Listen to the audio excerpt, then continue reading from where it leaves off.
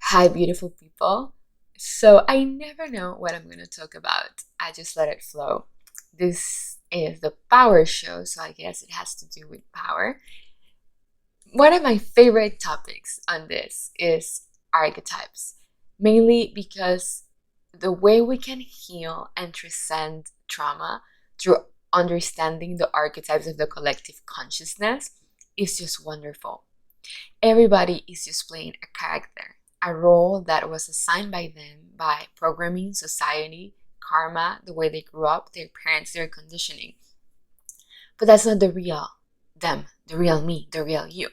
You are not your job title, you are not what your parents told you were, you're not the persona or the bio you have on Instagram. That's why I love to put AI, because I'm like, I'm none of this bullshit. This is just for me to have a way to relate to you, but I'm just energy form. I'm just love, and that's what you are: love, vibration, and patterns of light. And you can be and recreate yourself whenever you want, however you want, at how you please, in the way that you have your intentionality for your purpose in this lifetime.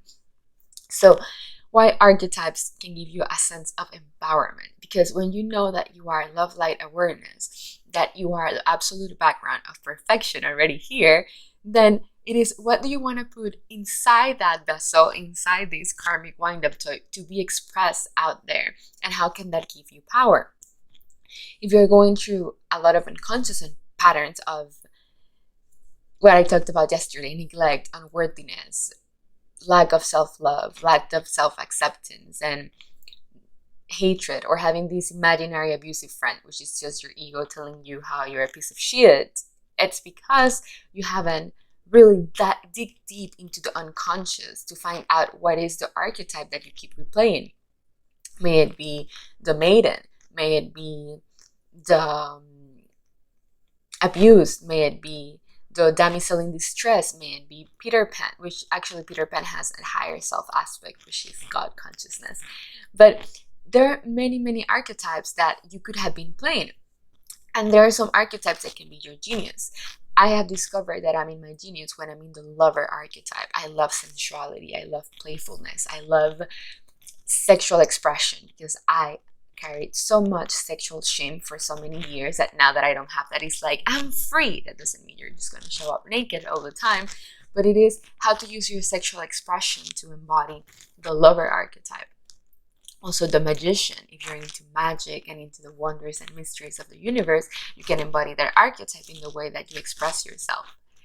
The warrior, when you are fighting for spiritual truths, when you're fighting for something you believe in, when you want to stand up for a cause, when you want to open a business and you are like, this is what I want to bring to the world. That can be the warrior archetype. There's the fairy. There's, I don't even remember. There's so many, but you can Google them. It's Carl Jung archetypes. And these are played out in all the movies. That's why I love cinema so much, or TV shows. There's so much teaching, different types of teaching in every TV show you can watch. Everybody's embodying a type of archetype that's bringing forth a message and energy. And usually we like the shows in which we resonate more with the main characters. So how can this give you a sense of power? Go back to remembering whenever you're playing out a personality or an attitude that you don't enjoy and it's sabotaging your life. Probably you're not having the relationship you want. You're not embodying the energy that's bringing up your soulmate friends, your soulmate clients, your just the energy you want to live in. Maybe you are sabotaging yourself because an aspect of your unconsciousness is playing out an old archetype that is not in alignment with your highest self, with the truth of what you can be, with your potential, with your power. So just Google Carl Jung archetypes and see which similarities you have or you are playing out that keep giving you the same results, undesired results, that you are not enjoying in your life, and see in which archetype you can thrive. I love, as I said, to express myself through passion.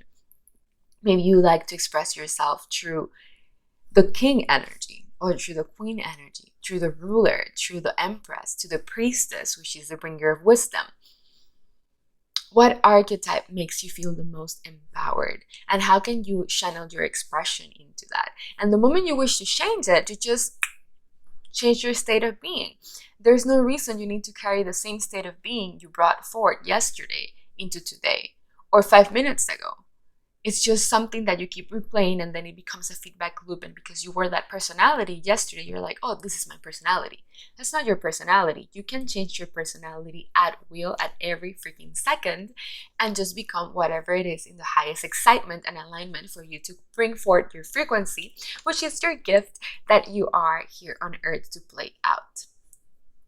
So that's the inspirational power message of the day. If you already know which archetypes you are playing that are sabotaging your life and your patterns, comment below. Let me know which are your favorite archetypes. And if you have no idea which ones they are, find out which are your favorite movies, which are your favorite characters, your superheroes. So maybe it's the main character of a rom-com, dramedy, I don't know. And figure out which qualities of these characters you would like to embody, because that's a hint that your higher self is telling you that's you, that's your highest potential. And then when you fulfill that potential, more doors open into higher potentialities. Love you a lot, my friend. If you feel inspired to connect, click the link in my bio, or if you're in YouTube, the link in the description, and I would be so honored to chat with you. Much love.